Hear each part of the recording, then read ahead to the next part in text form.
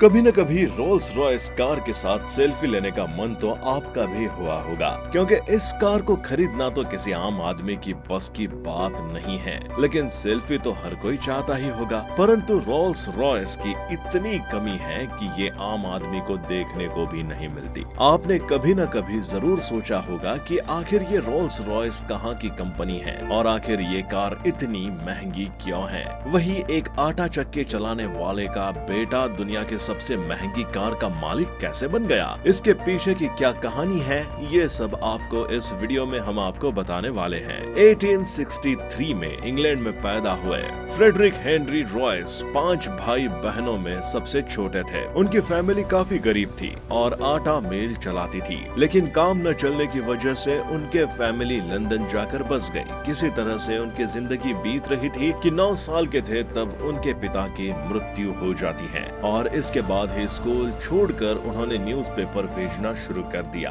वहीं उन्हें पढ़ने का काफी शौक था। वो स्कूल तो नहीं जा पाए, लेकिन उन्होंने अलजेब्रा और इंजीनियरिंग जैसे किताबें पढ़ना शुरू कर दिया। बाद में वो रेलवे की नौकरी भी करने लग गए और उन्होंने वहाँ काम भी छोड़ दिया और टूल्स बनने वाली कंपनी में काम करने लग गए। उसके बाद कुछ पैसा बचाने लगे, क्योंकि उनका इंजीनियरिंग फील्ड में कुछ बड़ा करने का सपना था। इसके बाद उन्होंने 22 साल की उम्र में अपनी एक नजदीकी दोस्त अर्नेस्ट क्लारमोंट के साथ मिलकर ये कंपनी की शुरुआत की, जिसका नाम F.H. रॉयस एंड कंपनी रखा गया। ये कंपनी छोटे छोटे इलेक्ट्रिक पार्ट्स बनाने का काम करती थी। इसके बाद उनका बिजनेस बढ़ता गया और 1894 में उन्होंने इलेक्ट्रिक क्रेन बनाना शुरू कर दिया। लेकिन मार्केट में अन्य कंपनी के आने की वजह से क्या बिजनेस ज्यादा लंबा नहीं चला। उसके बाद उन्होंने मोटर कार्स बनाने की तरफ ध्यान देना शुरू कर दिया। इसके बाद उन्होंने 1994 में 2 गाड़ियां बनाई, जिसमें से उन्होंने एक कार अपने पार्टनर अर्नेस्ट क्लारमोंट को दे दी और दूसरी कार एक दूसरे व्यक्ति ने खरीद ली। इसके बाद कहानी में एंट्री होती है रोल्स रॉयस के दूसरे फाउंडर चार्ल्स स्टेवर्ट रोल्स की,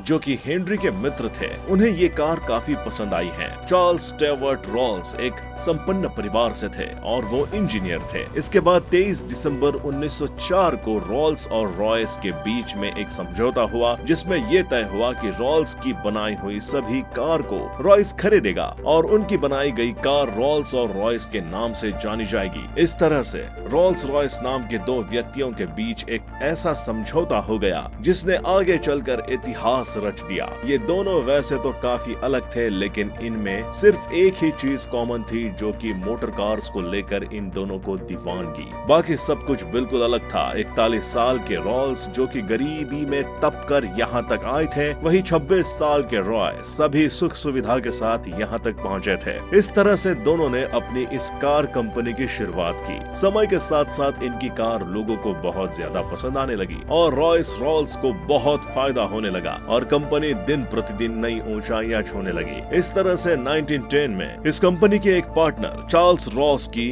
हवाई दुर्घटना में मृत्यु हो गई और यह बिजनेस फ्रेडरिक हेनरी रॉयस को अकेले ही संभालने का जिम्मा आ गया। वही 1980 में ब्रिटिश डिफेंस कंपनी विकर्स ने रोल्स रॉयस को खरीद लिया और 1998 में वोल्क्सवैगन और BMW दोनों में प्रतिस्पर्धा हुई इस कार कंपनी को खरीदने की, और खरीदने का मामला बहुत लंबा चला और अंत में 2003 में रोल्स रॉयस की कंप्लीट ओनरशिप BMW के पास आ गई और अब रोल्स रॉयस कार BMW के अधीन काम करने लगी है। साल 2003 में BMW के अधीन पहली फैंटम कार 2003 में लॉन्च हुई, जो new generation Rolls Royce luxury car मानी जाती है, क्योंकि इस कार के फीचर सबसे अलग थे जो लोगों को बहुत पसंद आई। तो दोस्तों, ये थी रोल्स रॉयस की सफलता की कहानी। आपको ये वीडियो कैसी लगी हमें कमेंट बॉक्स में कमेंट करके जरूर बताएं। साथ ही हमारे चैनल को सब्सक्राइब करना ना भूलें, ताकि आने वाले वीडियो की जानकारी आप हासिल कर सके।